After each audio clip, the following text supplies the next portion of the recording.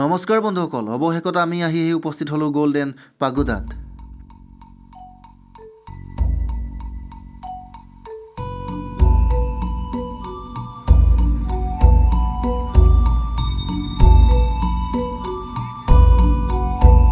অৰুণাচল প্ৰদেশৰ নামচাই জিলাত অৱস্থিত এয়াই হ'ল গোল্ডেন পগদা। গোল্ডেন পগদা হ'ল ভাৰতবৰ্ষৰ একমাত্ৰ আন্তঃৰাষ্ট্ৰীয় ত্ৰিপিটক কেন্দ্ৰশালা। গোল্ডেন পগোডাক টাই খামতি ভাষাত কংমু খাম বুলি কোৱা হয়, অৰ্থাৎ সোণালী গৃহ বা সোণালী মন্দিৰ।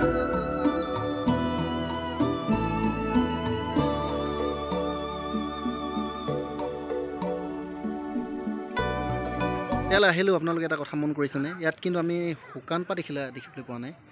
কিবা এই শুকান পাতৰ লগত কিবা জড়িত কাহিনী আছে নেকি? নিশ্চয় আছে। বুদ্ধৰ জন্ম পোৱাৰ পাছত জ্যোতিৰ্বিষে কৈছিলে যে প্ৰকৃতিও যে শুকায়, এই সত্যটো বুদ্ধই গম পাব নালাগিব। যদি বুদ্ধই গম পায় তেতিয়াহ'লে তেওঁ এদিন সন্ন্যাসী পথত তেওঁ যাব। এই কথাটো জ্যোতিষবিদে কৈছিলে। সেয়া আমি দেখিবলৈ পাইছোঁ। সঁচাই এই বাগিচাত শুকান পাতবিলাক নাই। হয়। আৰু আমি সঁচাকৈয়ে দেখিবলৈ পাইছোঁ যে শুকান পাত দেখিলেও আমি দেখিবলৈ পোৱা নাই। গোটেই ভিতৰ চাইছোঁ, আপোনালোকে বিশ্বাস নকৰিব, কিন্তু আমি চাইছোঁ, অকল টোটেলি চাইছোঁ, কিন্তু আমি শুকান পাত দেখিবলৈ পোৱা নাই। গতিকে বুদ্ধৰ যি সেই কাহিনী, গতিকে ইয়াৰ লগত জড়িত আছে আৰু আখৰে আখৰে পালন হৈ আছে।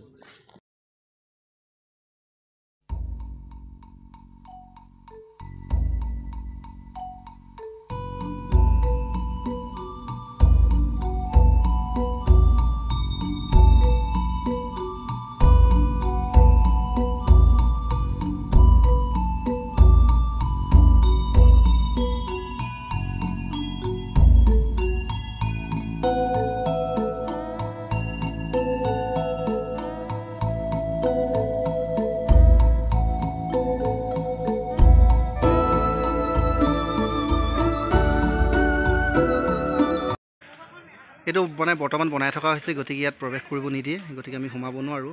কেনেকুৱা লাগিছে আহি? খুব ভাল লাগিছে। আৰু বুদ্ধৰ যে তেওঁৰ আদৰ্শ যে ধৰ্ম নিৰপেক্ষতা হ'ব লাগে, এয়া সঁচাই ফুটি উঠিছে। ইয়াৰ বংগৰ পৰা লৈ অনা স্থাপত্যবিদসকলে তেওঁলোকে ধুনীয়াকৈ ভাস্কৰ্য কলাবিলাক নিৰ্মাণ কৰিছে। চাওকচোন কিমান ধুনীয়াকৈ।